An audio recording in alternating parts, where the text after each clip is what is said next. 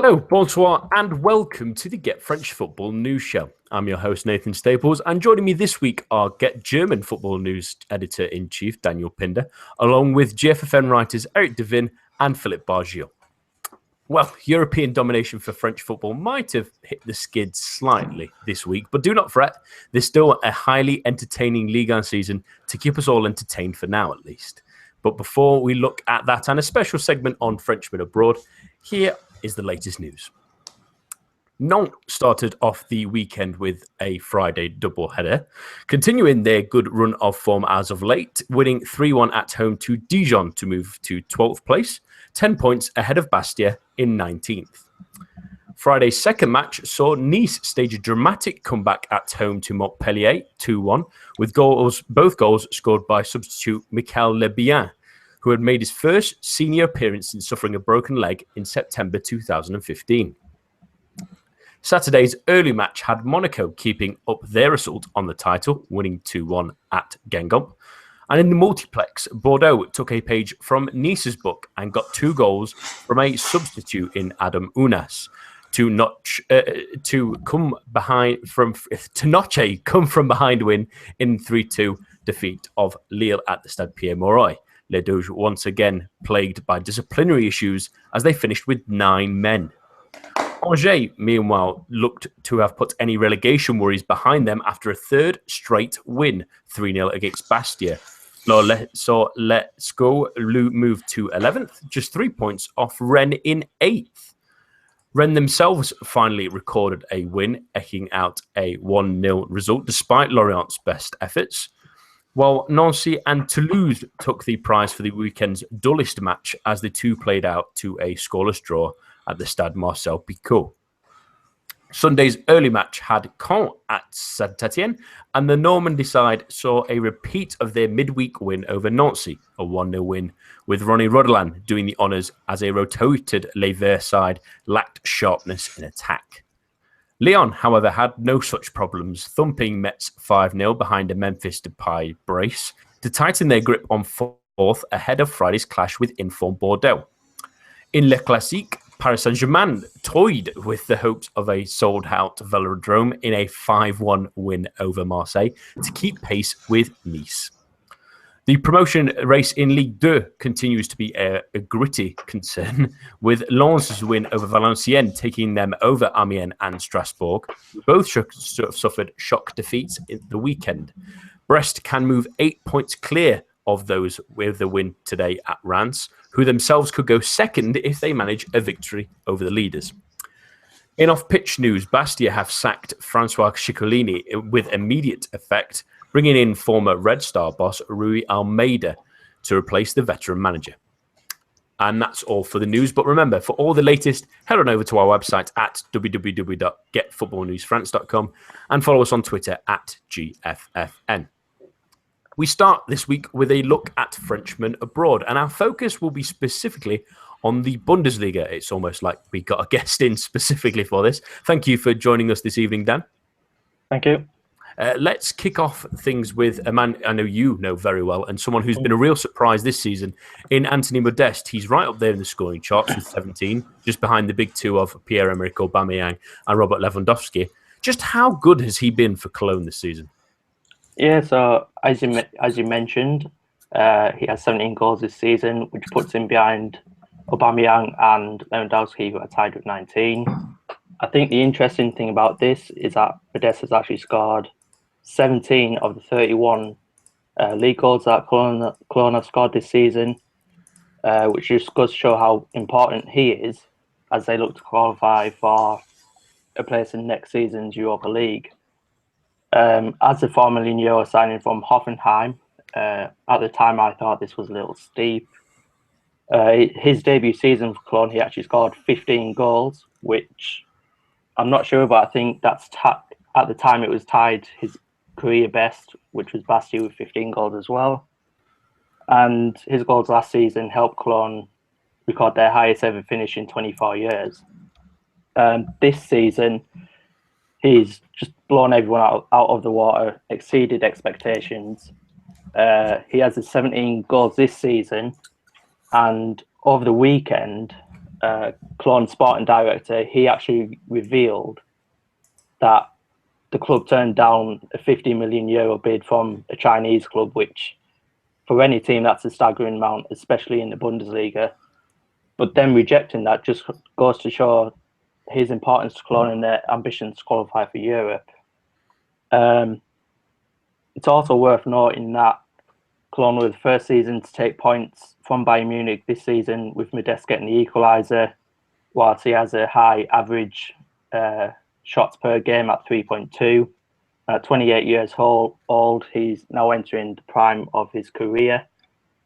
It's actually worth noting that Thomas Berthold actually joked the other week saying that because he hasn't played for France, he should get a German citizenship, lead the line for them at Russia, in Russia. But I think with Giroud and Griezmann, I don't know what you think, but I think Modeste would be another good option for Didier Deschamps, just for that third option heading into the World Cup next year.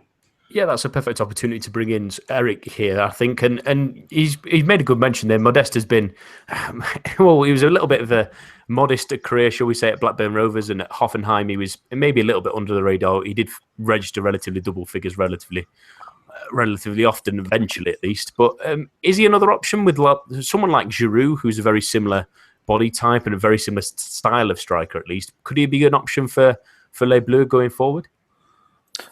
He could be. I don't know. I think that we've struggled with this in the past, that being Didier Deschamps' bizarre loyalties, whether that's starting Moussa Sissoko, not picking Alexandre Lacazette, bringing Andre Pierre-Gignac to certain tournaments, to certain call-ups. I think that's the issue, and I think that it's pointless to try and read Deschamps' mind in this regard. But is he deserving of at least a look in a friendly? Yeah, absolutely. I think that if there are early season friendlies, or end of the season friendlies rather, come late May, early June, I'm not sure if there are this year, that Modeste certainly would be willing to at least a look in to see how he would fit in. I know that he's also going to be under increased competition from the likes of Kevin Gamero, who's had a high and low season with Atletico Madrid, but has looked very good teaming up with Griezmann, and the two of them did play together. So there's certainly some mitigating circumstances there with the French national team, but has Modeste done enough to at least earn a recall? You know, whether he starts, whether he plays half an hour in a friendly, I think the answer has to be yes. Yeah, I think he might be an interesting option, and I'm a big fan of his celebration as well. But we'll keep that on the down low. Let's talk about someone who really excelled in Liga last season, Daniel, and he's continued that form in the Bundesliga, and that's Ousmane Dembele. He's a sensational talent, and has he transformed that in the Bundesliga as well? Are they raving about him just as much as we did last season? Everyone's talking about him. One thing, I think if you ask any Dortmund fans when they signed him, I don't think half of them expected Dembele to feature this much. But in the early stages of his career at Dortmund, unfortunately, Marco Reus was injured. So he had the job of going straight in there and filling the boots of arguably their best player of the past 3 or 4 years. He started out on the left in pre-season, but when Reus returned, Thomas Tuchel moved into the right side, where he excelled even more. He created a great understanding with Pierre-Emerick Aubameyang there. But now I think, credit where it's due, Thomas Tuchel has done the unthinkable and actually moved him into centre midfield, which I don't think anyone saw that coming, but he's really excelling more than anyone now. He started his last 6 games there, and it's likely he'll play in that position for the rest of the season. Overall, he scored 6 goals in 30 appearances in all competitions, 13 assists already, and he's a nightmare for defences in his new role with the skills that he has and not knowing where or what he's going to do next. Obviously, he was likened to Cristiano Ronaldo in the past, and he's no doubt living up to that expectation. And he's arguably the centrepiece of Tuchel's side this season. He's created 56 chances in all competitions, which is the most from any player in that team, almost 20 ahead of the second best, Gonzalo Castro. Coming into the Dortmund side, fans expected Mkhitaryan and Gundogan to stay, but their departures have hit Dortmund hard. But now they have a new icon in Dembele. And whilst in the first half of the season he was still quite raw, his decision-making seemed off, whilst he would often lose the ball in key areas. Now that he's moved into that centre midfield role, he can really dictate the tempo. I think what Tuchel's done well is he's really coaching him one-on-one. In the first half of the season, when he was raw, he had 7.83 take-ons, and compared that to 2017, that's gone down to 3.86. But in short, he's proven a great investment for Dortmund, and I have no doubt he'll be one of the best players for years to come. Yeah, go ahead, Philip. What I like about Tuchel is how he protected him so far, and how Dortmund seem to be that kind of club that protects that kind of player. He's had 14 starts in the Bundesliga, and he got subbed in 9 of those. So it's really good protection from Tuchel. But I'm really quite surprised to hear you say that. And I've been looking back at the team sheets of the last few games, and it's quite surprising to see someone with so much pace and so much dribbling skill being driven inside. So is he like the box to box type, or is he maybe playing a bit behind the 2 strikers in a 3-5-2? Does it work?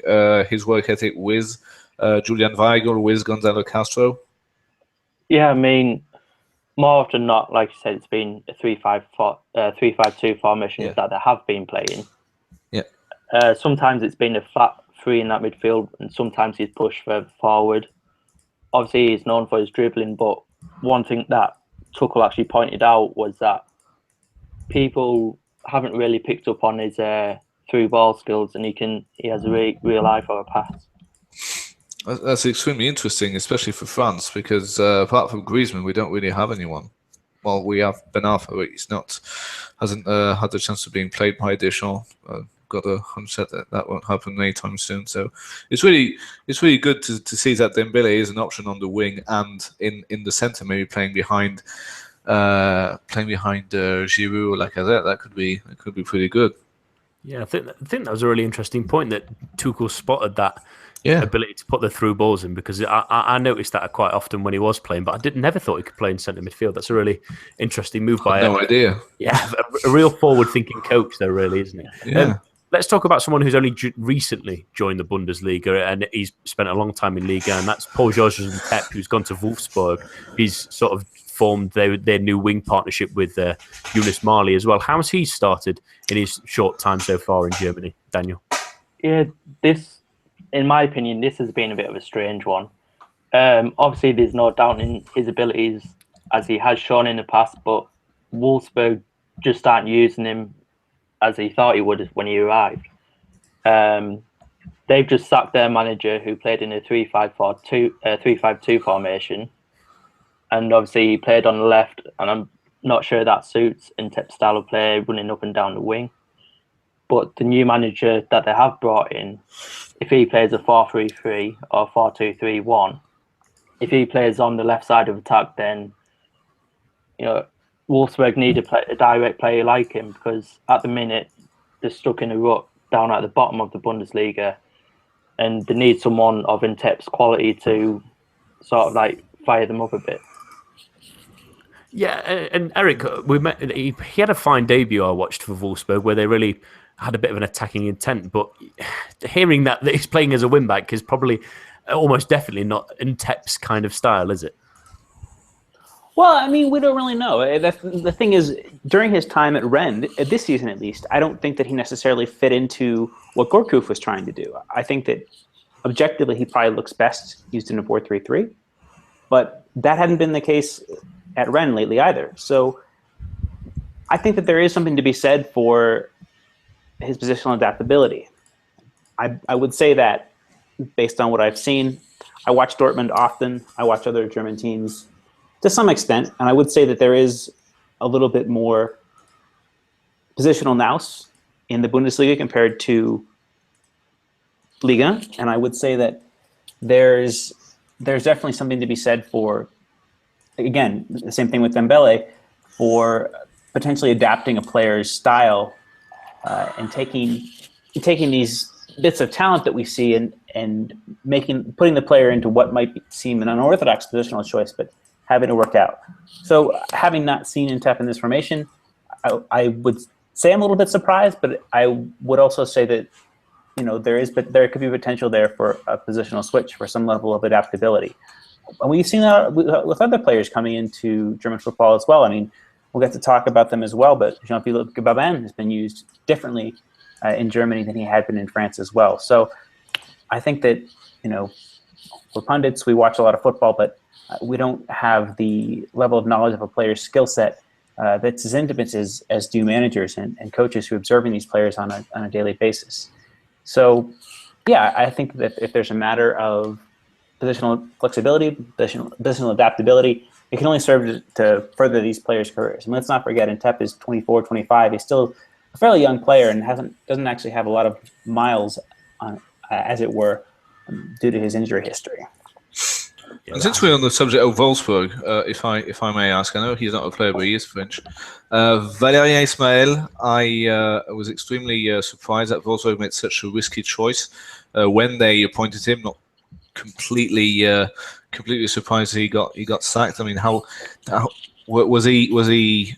Did he start off luckily and then was rightfully sacked, or was he given a rough treatment by a club that has gotten quite big given the last couple of seasons? They were champions not that long ago. They made a wonderful season when they finished second to Bayern.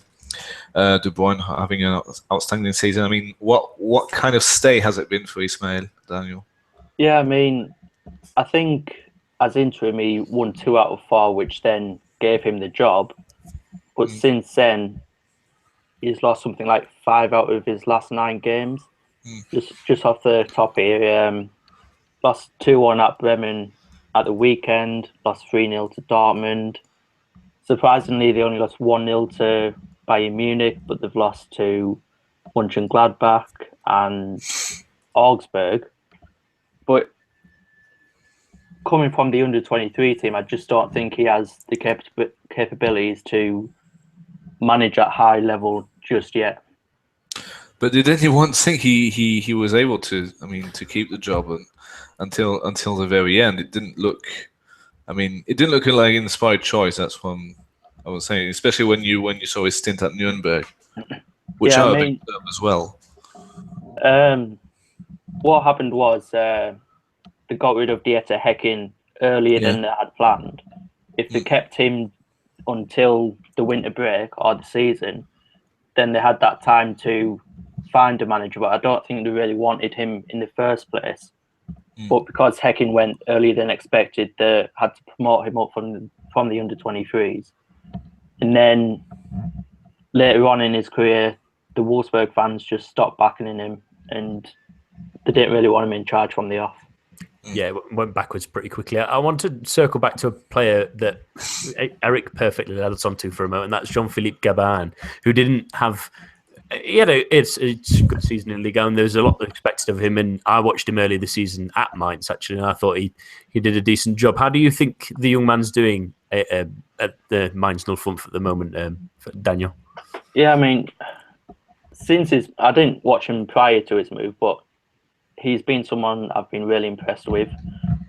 He's been featuring in centre midfield for Mainz this season, but he's also played centre back and right back. His style of play sort of reminds me of a mix between Yaya Toure and Blaise Matuidi. And since the departure of Johannes Geis, I think he's become an integral part of Martin Schmidt's side this season.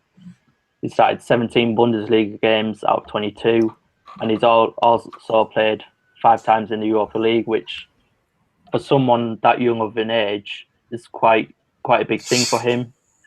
He is a bit raw in some places. A couple of things he does need to improve on, which will no doubt come with experience, is his concentration and discipline.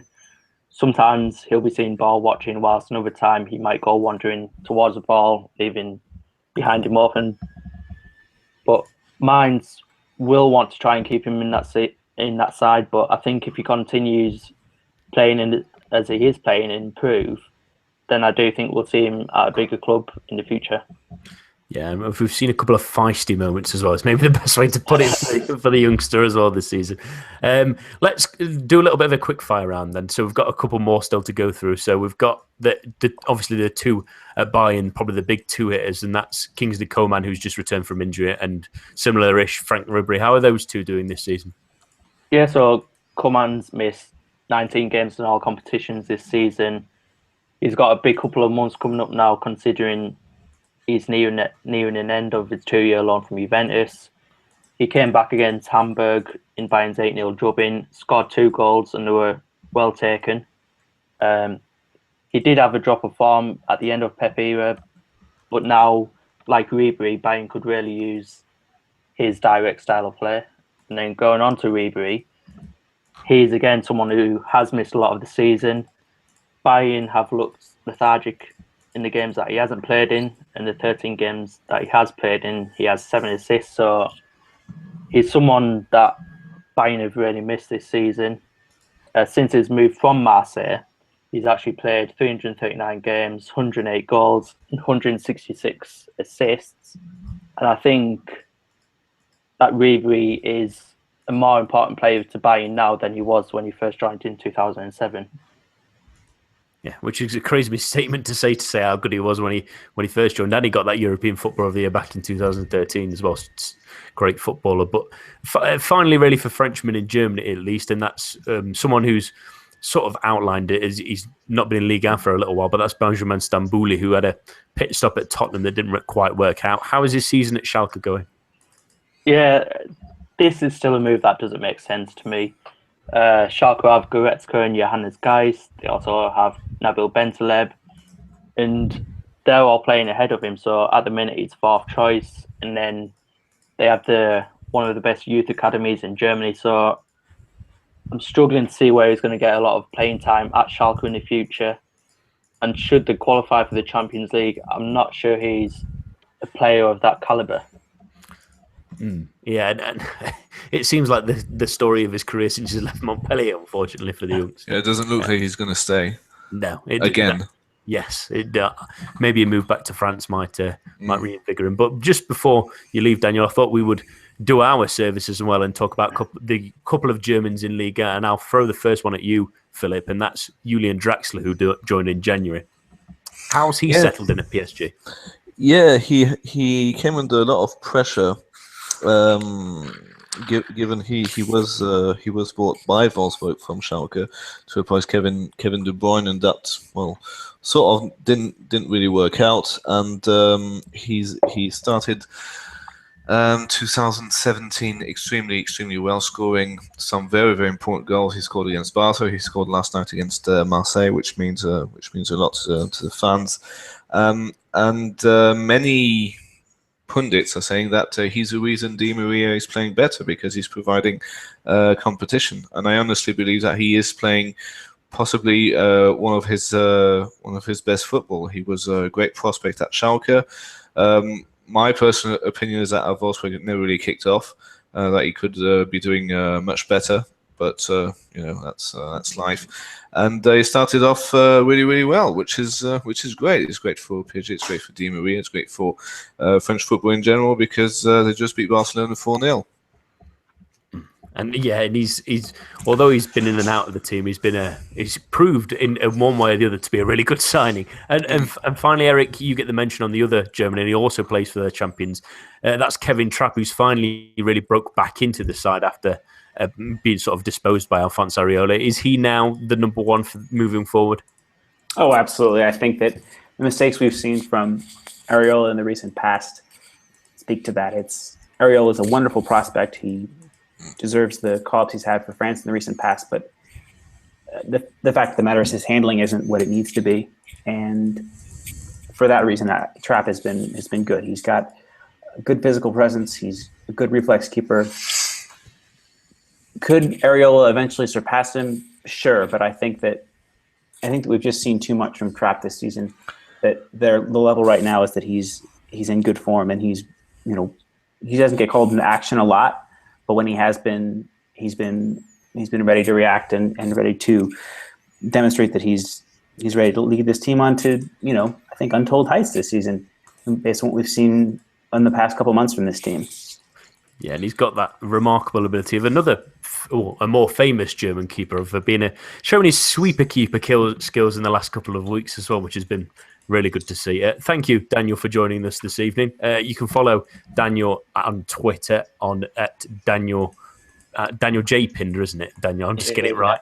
Yeah, give him a follow. Get German football news a follow as well. They do some terrific stuff, some excellent podcasts of their own as well. So thank you for joining us, Daniel. Thank you for having me on. We move on now to Liga action, and we start with last night, which saw French football's biggest match turn into a bit of a massacre. Paris Saint-Germain pummeled Marseille 5-1 at the Velodrome, which I'm sure you thoroughly enjoyed, Philip. Was the margin of victory surprising in the end, or was this kind of coming in a way?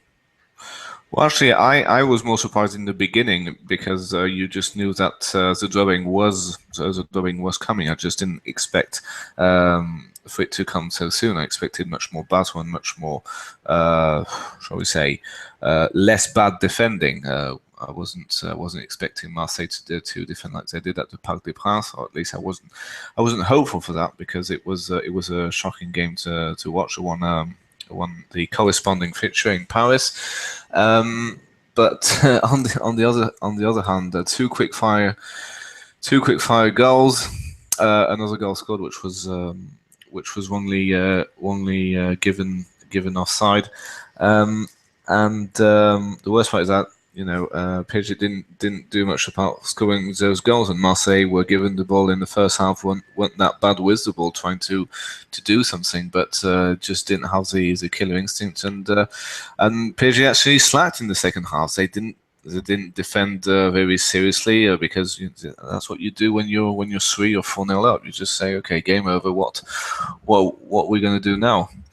So an emphatic win, a historic win. I am extremely disappointed that no fans was able to get into the stadium for a rather silly, a rather lame excuse. Was you saw it is there's a lame excuse being of all the police trouble surrounding French society these days, especially in Parisian and Marseille suburbs, which are the hot suburbs, and it's a shame because a couple of buses very well could have been taken down to Marseille with a couple of thousand-ish PSG fans to celebrate the victory, and with even especially with Velodrome completely packed.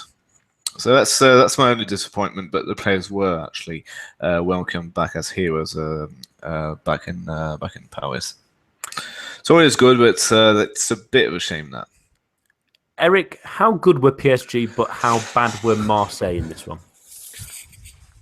I think that it tends to be more of the former. I think that PSG were at their, well, not their absolute best. I mean, I think we would have to save that for the match against Barcelona, but they were really, really good. They pressed high up the pitch. The midfield had that amoeba-like shape. It was narrow. It was wide. Pastore tracked back. Lucas tracked back and just totally choked Marseille off. And we're used to seeing, attacking proclivity from Marseille's fullbacks, maybe not so much Evra, but certainly Sakai. But Pastore was with him every step of the way. He and Kurzawa were masterful shuttling up and down that left side. Lucas did the same thing on the opposite flank. And the midfield tucked in to keep Marseille's back four a little bit more narrow, keep that midfield tucked together. And I think that they also played with a really high level of physicality, and Marseille struggled to adapt to that as well. I think that there was effort on the part of Marseille, likes of Florian Thauvin, likes of Dimitri Payet tracking back. But let's face it, the physical presence that PSG's midfield has in comparison to those players, they ended up making a lot of ineffective tackles, and perhaps you could even make a case that there should have been a few more cards handed out to Marseille players. The likes of Lopez trying to get the ball off Rabiot is only going to end one way. I think that Emery got this totally right. Tactically, personnel-wise, The players that did play showed a real hunger, and I think that there, might have been some questions surrounding the team's ability in that, the fitness of Pastore, how much Lucas is gonna want this, and they all performed incredibly well. So there's not much really to say other than well done to Emery to get this team up and get the team ready to fight, and to pick players who I think, like this whole squad top to bottom, is hungry and ready to play no matter what the occasion is. And we can look at a match like Toulouse last weekend and say maybe that's more down to Toulouse's defending than it is to anything that the PSG did wrong. This team, I still would narrowly favor Monaco for the title, given that PSG have a bit of a tougher run-in. But the depth that the team has, and the way that every single player from 1 to 23 is ready to play for this team, that I think that might end up giving them the edge. Philip, one of the real positives that came out of that for the last season for PSG was Javier Pastore starting again and creating a wonderful assist for Cavani's first goal. How good is it to have a player of that caliber back in the side? It could very well change the season. It could also create some kind of conundrum for Unai, because he did buy Draxler because he was running out of options of that front three. The front three being Lucas Di Maria and Cavani. So having Pastore, I was actually quite surprised to see him being placed on the wing. Given it wasn't his. It was actually one of his first starts for a while, and being on the running forward, having to defend on Sakai was a bit much to ask, I thought. But then again, he put himself in the middle of the pitch with all the physicality. I mean, it was a big choice. It was a big choice by Unai. I was actually quite surprised to see him start, but he's proven that he is match fit, and we will hope that it stays that way. For the title race against Monaco and for the Champions League, his layoff on Cavani's goal was very good. It completely outplayed the Marseille defense, and that's what he's there for as well. I mean, and this is where I agree with Eric in terms of squad depth. I mean, without Pastore, the squad depth is okay, but with him, it completely changes things. He went up for Draxler. A couple of minutes later, Draxler scores a fourth. When in a time where PSG may would have rested on their laurels earlier, it just brings more hungry player, and just so many of them. So definitely something to look forward to. Absolutely. Yeah, and let's touch on Marseille before we finish on this topic, Eric. And they were pretty bad defensively, and it also shows how much they still have to do in this project in that sort of regard, where they've lost a few games heavily to these bigger sides in Liga. Is there a pressure on Garcia? Not necessarily significant enough to say he's under real pressure, but to improve the performances against these bigger sides, because they've been simply outplayed in all three of those games against Lyon, PSG, and Monaco this season. Well, they also did beat Lyon in the cup. I mean, I think that if Garcia is guilty of anything, it's of not taking a holistic enough view of his team. When they had played PSG in that scoreless draw earlier in the season, he set the team up very defensively, and he got a very creditable point on the road, kept a clean sheet. And I think that because Marseille's fans still consider this team a big team, quote unquote, I think that there's an issue surrounding that, and that he, as a manager, feels perhaps an undue pressure, an unrealistic expectation to play in a positive, attacking manner, no matter the circumstances. And that pressure perhaps wasn't there when he first came into the team, as he was getting his feet wet, getting acclimated. But now you had that run of 4 straight wins in a row in the league in early winter, late autumn. And I think that perhaps artificially raised expectations for some of these fans. We brought these players in, Sanson, Payet, maybe even Sergio to some extent, are players that can help this team move forward. And I think that there was almost a sort of a desperate willingness on the part of some of these fans to see Marseille where they were 3 and 4 years ago, challenging for the title, challenging for the Champions League. The fact of the matter is that level of talent's not there yet. It may be there in 6 months' time when the 2017-18 season starts, but right now it's not there. And Garcia has always had a proclivity for attacking football, but what he should be doing right now is realizing this team's limitations and playing to them. Whether that's playing 3 at the back, bringing in Doria perhaps in a match like this, or Morgan Sanson was a big absence, I should say, yesterday as well. That's another caveat that I don't think I've seen mentioned too much. He's been a fantastic player for Montpellier and Marseille this season. But I don't think that Garcia is approaching this holistically enough. Against a side like PSG, in the form that they're in, yes, they had a draw at the weekend before, but they're in really good form in 2017. So there's no reason to think that you can go toe-to-toe with them, especially giving up so much as they do physically compared to the likes of Rabiot, Verratti, and Matuidi. So I think that was the issue, that Garcia is just not approaching this with the right level of realism, to be frank. Marseille aren't at the level of those teams you mentioned. They're not even at the level of Lyon, despite their struggles this season. They're certainly not at the level of teams that are in the top 3. And that being the case, I think that they just need to dial it down and play defensively against the better sides. And then maybe they could have, got the odd result and not get these repeated, potentially emotionally damaging, to be frank, results that they've been getting against the likes of Monaco, the likes of PSG. They could get again this midweek. They've got Monaco again in the Coupe de France. It's something that Garcia really needs to take a look at. If they don't get European football this year, it's not really that big of a deal. But the psychological damage that could be put in place, I think, could make it quite a bit harder for this team to advance next season. They're going to naturally see themselves, key players in this team are going to naturally, perhaps even subconsciously, see themselves as an inferior side as a result of these beatings that they've been handed out this year. And I think that needs to be corrected for this team to really move forward, that playing within their means should be the priority right now.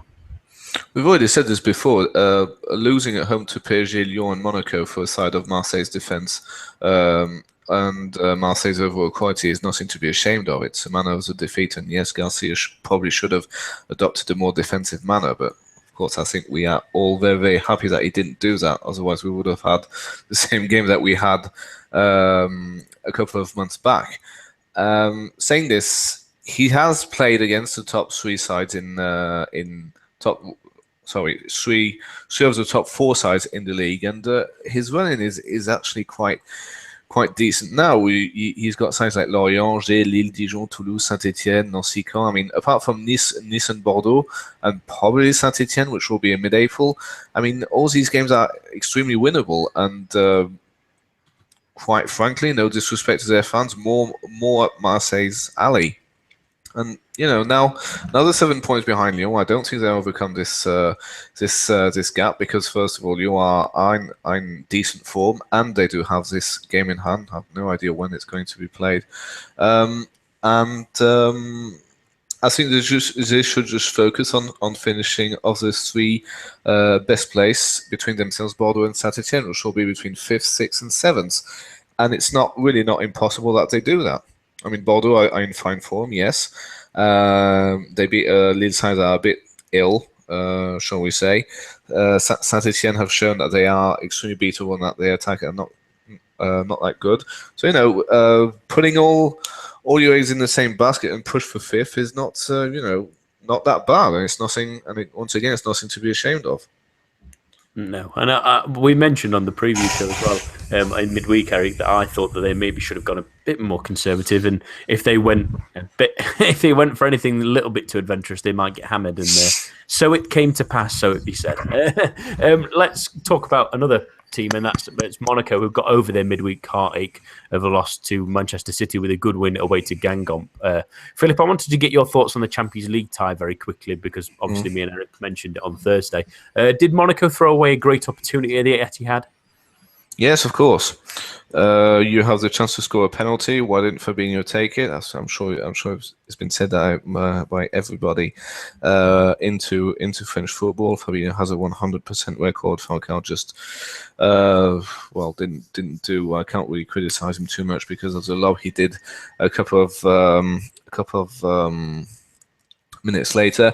What really pissed me off was the system Jardim tried. Why didn't go not all gung ho conservative, but more pressure and more tactically astute, like he did at the Parc des Princes, playing some kind of variant of a 4-3-3, extremely pressing, but there it was like a 4-4-2, which resembled a 4-2-4, with Bernardo Silva and Lemar pressing on each wing, and it just shows that you had Fabinho and Bakayoko who had to deal with De Bruyne, had to deal with Silva, with Sané, with Aguero. It was just far too much to deal with, and I'm sorry, it was naive. It was incredibly naive. So yes, it wasn't what lost Monaco the game, and the tie is not over yet. But I'm quite frankly, I don't know about you guys, but I'm quite pessimistic if Jardim keeps up with this formation. Of course, Subasic should have saved. Actually, not probably. He should have saved Aguero's shots, and Monaco shouldn't be conceding goals on set pieces. But it really is a shame because Monaco are capable of scoring goals this season more than any other season in their history.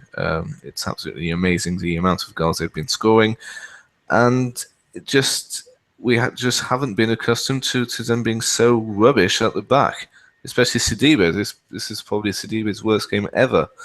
Glick was not accustomed to playing next to Raji. Raji actually didn't have that terrible a game, but Glick got a caution very early on. He's not playing in the second leg.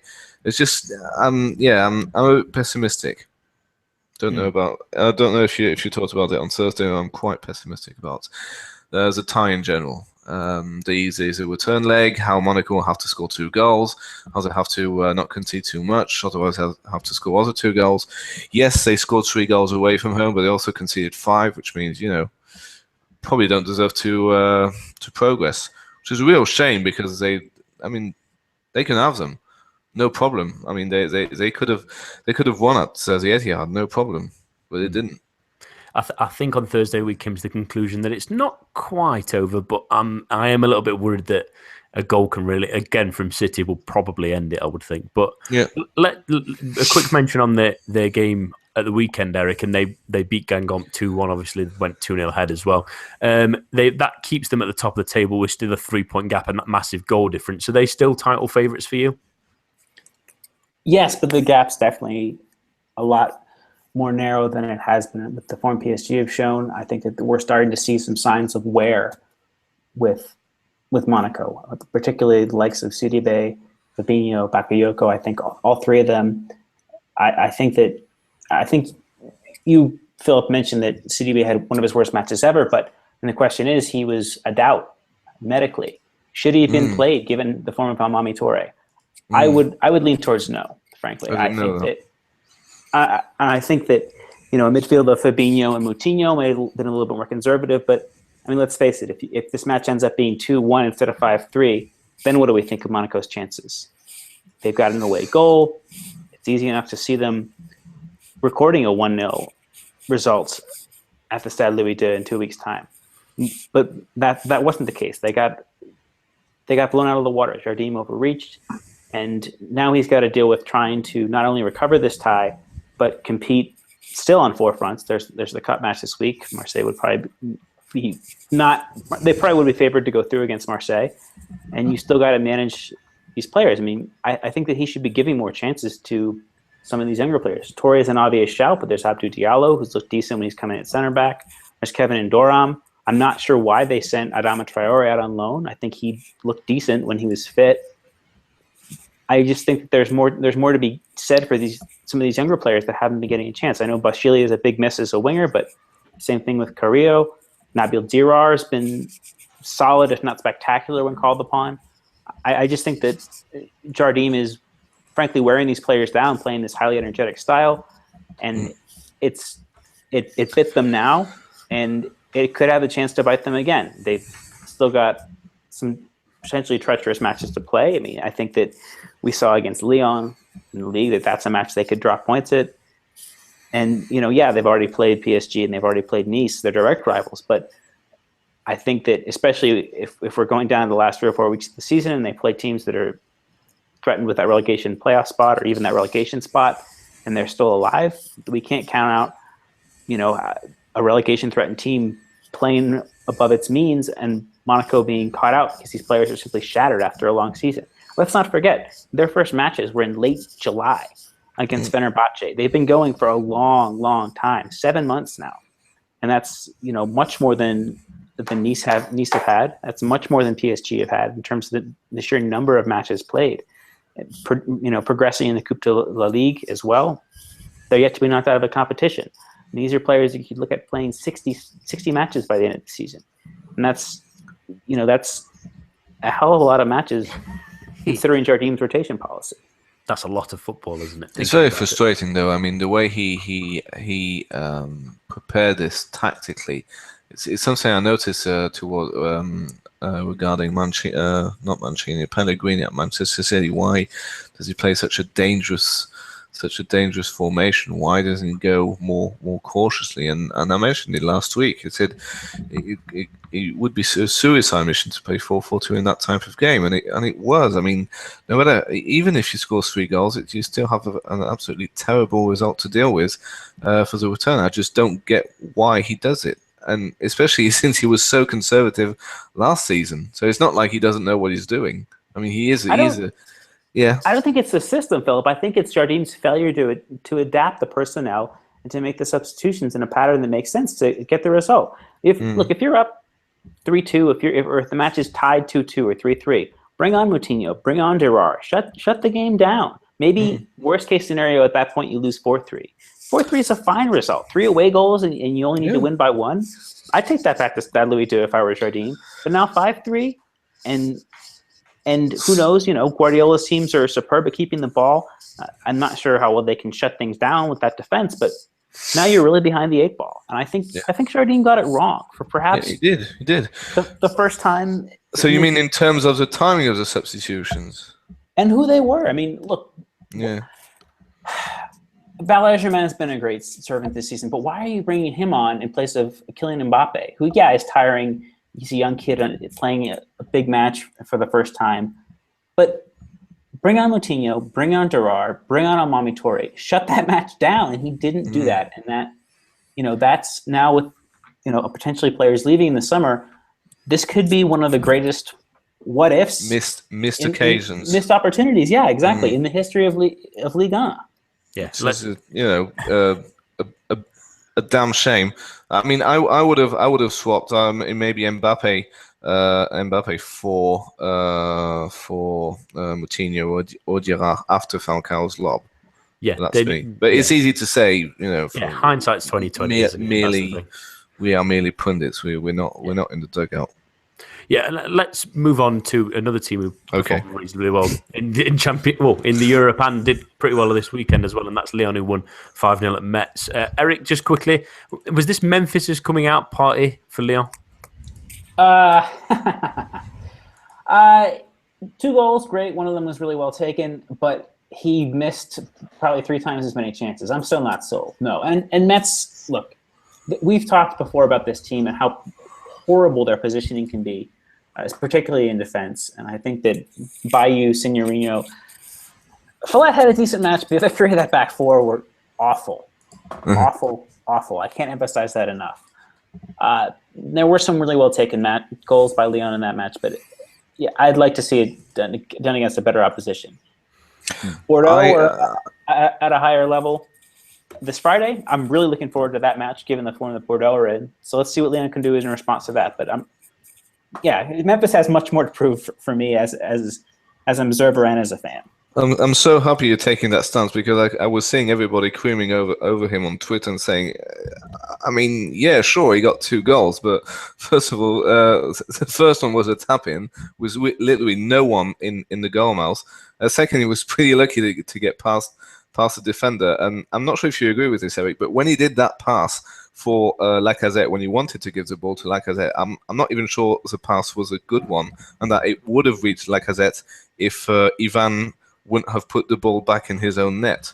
So I completely agree that Depay had it was fine, but that's not what Lyon paid the money for. I will state my claim of Memphis is maybe slightly seemingly a carbon copy of Nani, and good Lord, how he frustrated me. So good luck with that one. Let's move on to the team you mentioned very briefly then, Eric, and that's Bordeaux, who do play Lyon on Friday night, and it does look an interesting encounter because they're the form team really in France at the moment. They beat Lille 3-2 at the weekend to maintain their current run of 8 wins in 12. That's in all competitions with only 2 defeats. That includes only defeats to Paris Saint-Germain exclusively, it seems. Have they Gourvenec finally got this club to click in the right way? Yeah, it's really impressive. He's been doing it without some of the more heralded players. I mean, Youssouf Sabaly has been a decent attacking right back on his various loan spells from PSG in the recent past, but he's been injured throughout this. Milan Gajic's coming in his place and has done really well. Adam Ounas has been probably the most talked about of that cadre of young attackers that Bordeaux have, but I think we've seen the team get really incredible performances from Francois Camino, who had come in from Bastia, and Malcolm, who had come in last winter from Brazil, and both of them have done really well, and as well as Valentin Bado, who's forced his way into the team in the past 3 or 4 months in place of, since the arrival of Younous Sakare, in place of Yaroslav Plasil. And it's been really impressive to see this. Those 3 attackers, striker, Gaëtan Laborde, and Vada, have a great movement, have a great understanding. They're all young. I think Laborde's the senior of the group at 22 or 23.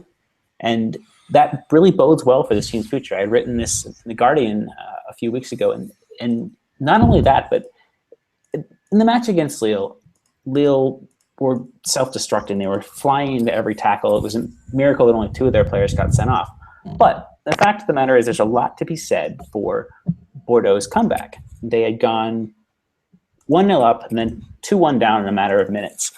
And it looked like a very dire situation. But to see a really young team, and they are also playing Jovanovic, the Zenit loanee in central defense, and he got done by Adair for the penalty there. But the fact of the matter is this team is a young team with the exception of Sankare, Toulalan, and even Palois is a veteran, but he doesn't have a ton of experience in Ligue 1. I mean, this is only his 2nd season. So the team are showing quite a bit of gumption, quite a bit of ability to come back, to respond to adverse situations, to play with a great level of energy, a great level of enthusiasm. And it's been really impressive. I hope 2 things. I hope that, A, Bordeaux get into Europe. If they finish 5th or 6th, if 6th is indeed a European spot. And I also hope that they are able to keep these young players going into next summer. Maybe make Sabaly a permanent signing and continue to build this team around youth. Because we've seen time and again in Ligue 1, youth can be a really viable option for success in this league. Lyon did it in 2014-15. Monaco are doing it right now. Again, I know Glick and Falcao have been massively important, but much of the rest of that team is 23 or younger.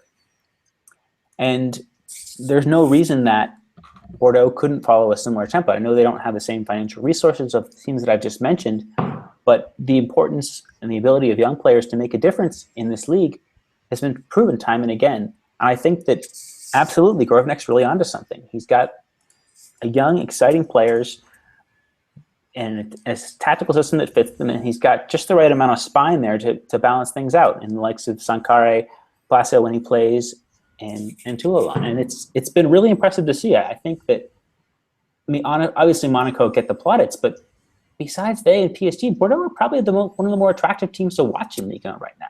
Even if they don't always score goals, there's this movement, there's this ability with the ball at their feet. The goals that Ounas had scored, and Ounas is another one who had been out of favor due to injury and the form of Camino and Malcolm that had barely featured, but then he comes on and scores 2 goals. You've got that in your locker as a substitute. Incredibly talented player. And yeah, there's a lot of potential for this team, and I really do hope that they can achieve a modicum of success that will give them the ability to even push on, but perhaps challenge for the Champions League next season. Yeah, and it's good to see a player like Unas, who's been on the fringes, had issues with the club in recent months and bits, and come back and make a statement and really play out of his skin almost. And they've got so many attacking players that are really interesting and young, like you mentioned, Eric. They could be an exciting team this season and in the future.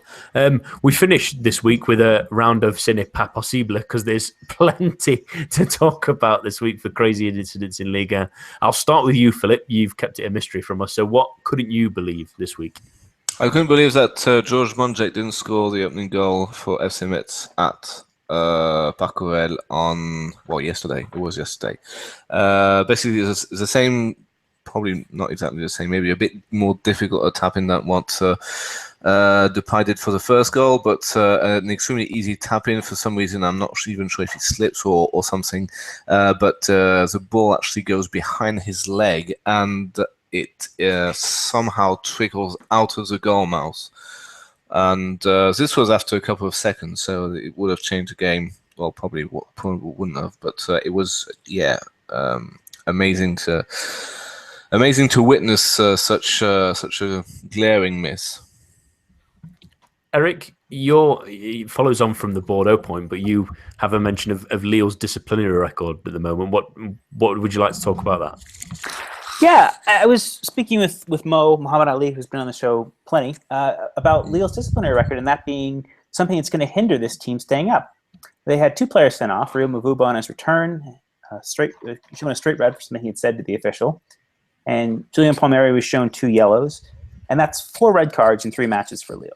Now, we've talked about this team being a potential relegation candidate, and some people have said, oh, they're too talented. They go down, they have all these players they brought in.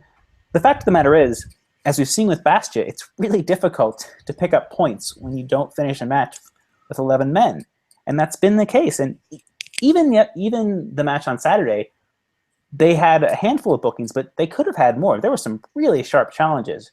And I think that whatever the attitude is, whether it's frustration at their situation, that is they're standing in the table, whether it's wanting to impress a new manager and Passy by really giving some full-blooded challenges, that needs to be addressed because it's. I don't think if it's not corrected, it's not bitten Lille for the last time, and that's what could put them in to a real relegation threat, not the form or the ability of the players on the pitch in terms of their attacking ability and their defensive ability, but just simply to play with a level head and to play in a manner that's calm and is disciplined enough to reach success in this league. And that's the problem for me with Lille. I think they really need to rein that in if they're going to have a chance at staying in this division. Yeah, it was a strange one, isn't it, to see so many red cards in so many games. I'm going to finish off with 3 different stories because there's that many moments in Liga, and I'll do the 2 negative ones first and then the positive one. And that I'll start off with a strange story that I first heard on the European Football Show last night, which is Lyon in midweek had a youngster run on the pitch and take a selfie with Alexandre Lacazette and Memphis Depay. The club are now trying to sue the young 15-year-old for trying to do the little stunt, and it was during the game, which is something we should frown upon, but it's maybe a little bit far to try and sue a young lad for that. It does seem a strange situation. We'll see how that unfolds. The other poor one is the angriest man in Corsica, which is a title that should be benefiting of Yannick Kawazak, which is it must be a difficult one to get. But when you get so many red cards, that's his 3rd red card this week in 4 games. Unbelievable record. He gets sent off. If you've not seen it, we've got it on our Twitter feed. He knocks the 4th official's scoreboard out of his hands as he's leaving the pitch. Luckily, that didn't drop Bastia to 10 men as he was technically leaving the field of play as a replacement. So they remain with 11 men with less on the bench. He's improving then. I mean, he keeps getting sent off, but at least his teams doesn't go down to 10 men. It's at least he's focused. We could applaud him for that. His anger is at least in a slightly better place, let's say. But I've already mentioned that if he was on Football Manager, he wouldn't be earning a weekly wage for me. I don't think that's too many red cards. But I want to finish on a real positive point, and we've mentioned it on our column in The Guardian this week, and that's Michael Lebian, who came on for Nice and scored 2 goals, 17 months out. We mentioned it on Thursday. We went we didn't think he would start. We thought it would be Dionis and him trying to prove his point. He definitely didn't in those first 55, 60 minutes. And Lebian made a real difference, scored 2 great goals. Really great to see him back on the football field. And could he be a catalyst for their potential title push still? Will remain to be seen, but it's great to see him back on the field regardless of that. That's all we have time for this week. My thanks to Daniel, who joined us earlier, Eric and Philip. Join us for the preview show hosted by Eric on Thursday, and we will see you at the same time, same place next week. A bientôt, and goodbye.